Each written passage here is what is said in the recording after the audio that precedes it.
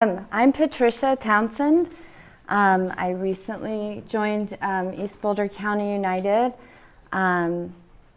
What brought me into this situation is, when the Proposition 112 campaign came around, I just, as a single mom, I was sort of floating through my life as normal, thinking that will pass for sure. We live in Colorado. Everyone loves the natural environment, and it for sure will go through well.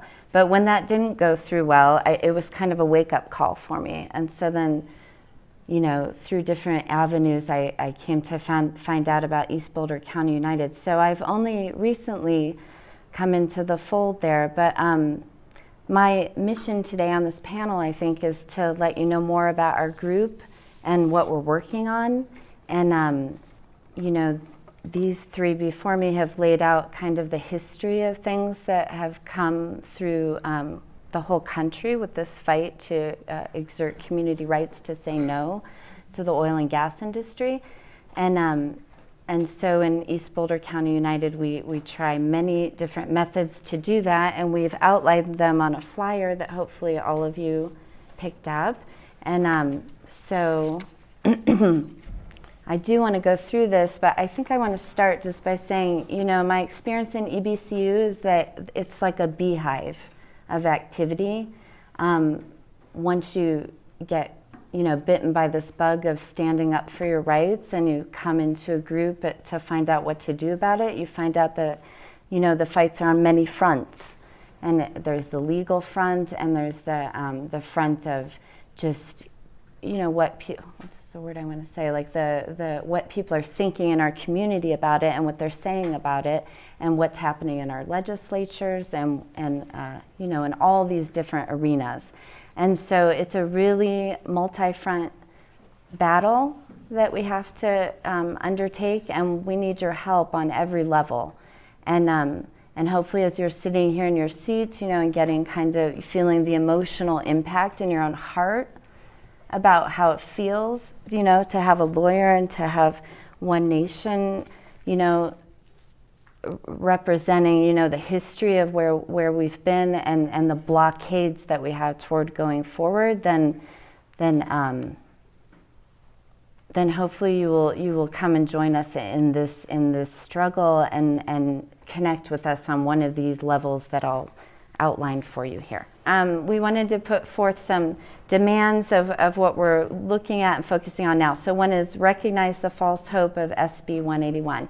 So we're being carpeted in media about, with Governor Polis congratulating himself and the oil industry on how good their campaign was to get SB 181 passed. And so our job, from what I've seen, especially, in the past few weeks, is we have like a truth squad sort of in our group that really just watches social media and newspaper headlines with an eagle eye, and is keeping track of what's being said about this bill and what's next in the pipeline, and I think it's really valuable what that little part of the beehive does. They go onto social media and they comment on the nonprofit environmental groups that are parading this around as a great solution to everything. They're coming with our talking points and posting those on social media and writing letters to the editor. We need lots of things like this. We also need people to show up at city council meetings and talk about our frustrations with this bill, and show up at all of our representatives' offices in letters or in person to tell them we're not happy with the impotence of this bill, and we need something more with more teeth, and we need actions that will really stop the oil and gas industry. So we're going to have one corner that's at the end today that's going to be just really about, if you're interested in that part of the fight, like the community rights part, in every way that it takes shape, like the Climate Bill of Rights, the Community Bill of Rights, the Charter Amendment discussions. If that's your cup of tea and you like to talk about law and think about law, or you want to know more about those things and how to connect with us, or connect with CELDEF through us and that sort of thing, then hopefully you'll connect and do that with us. So then another thing is we have some members in our in EBCU that I think Marty mentioned. We have on Lafayette City Council, we have 7 city council members and 5 seats are coming open. And if this community could bring forth a slate of 5 that would say, we are specifically campaigning for these seats to say to the oil and gas industry, no more drilling in our community and no more fracking. And that is what we're running on. Then that gives our community a chance to actually vote and go to a poll and cast a vote. They can write every law against us, but we can still show up at the polls and vote for people who will stand up for us on city council for these things, and maybe take some brave route like the community that Thomas was describing. So if you're interested in that sort of thing and learning how to run for city council, next on our little flyers, direct action training. So I guess I wanted to kind of spend a good amount of time here, or just kind of really arrive at those words, direct action.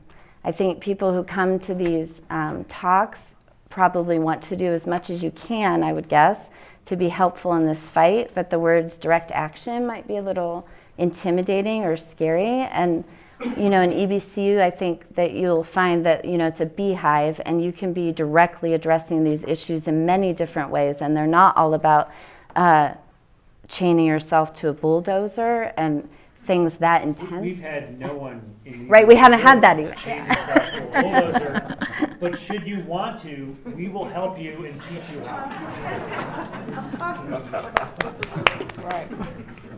Right. Yeah, I know. So, our minds go to extremes like that, though. Sometimes I think when you hear direct action, you think it's that scary and that intense. And there are many different levels and ways that you can get involved in that. And to be honest, it's on my, I'm on an edge with comfort zone issues around things like that. But I have a 10-year-old son, and I have to have discussions with him where he, through his life, he's asked, what is global warming? What is this about? And I have to have real conversations with, my real child about, I don't know if you're going to have an environment, if to live in, throughout your life, and that your children will, And so that's really intense. And so I'm also on a really uncomfortable edge in that conversation. And so, I'm willing to be here and to talk about and think about direct action, because that's what it's going to take to protect our earth for our children and for the, every generation after.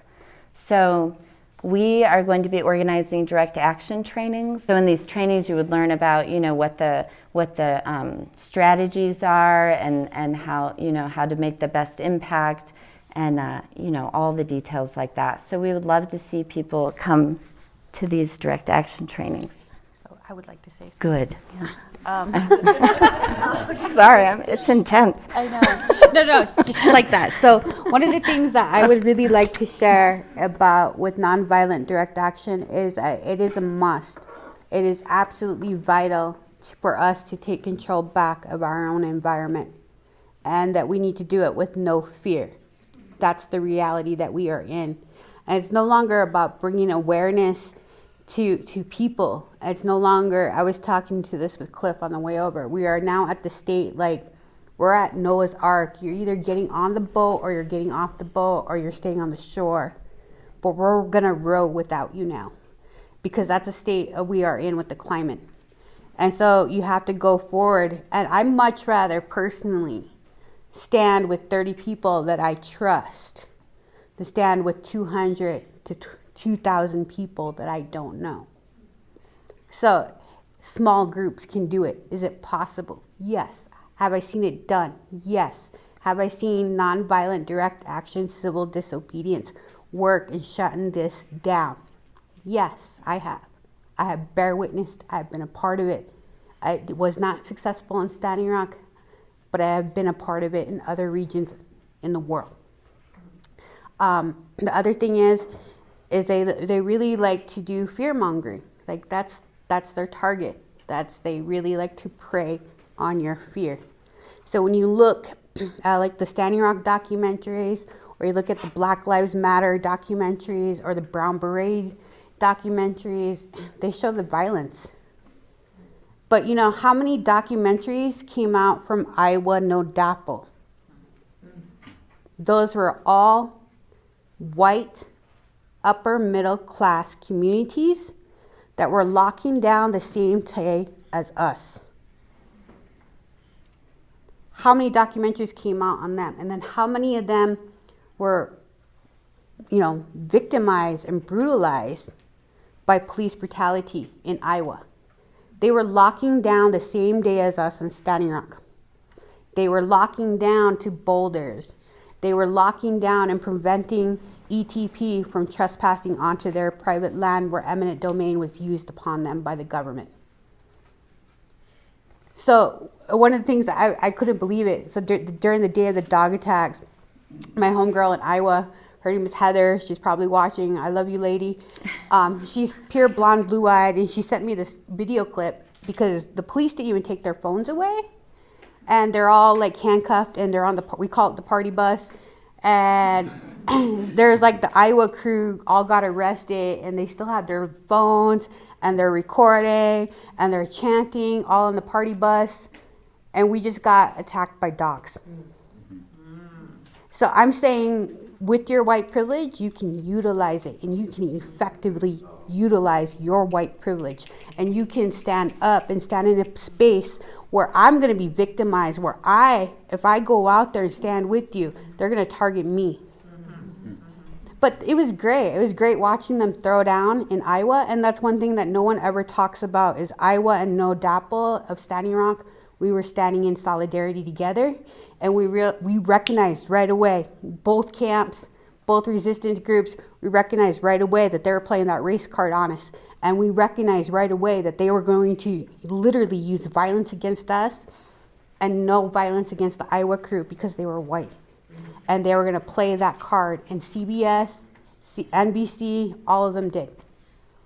So I'm saying, like, use your white privilege to the best of your ability and allow yourselves to have no fear and to stand up. How I know it works, because Iowa did it. And they were doing it the same day as us. So that's one thing I want to share. No fear.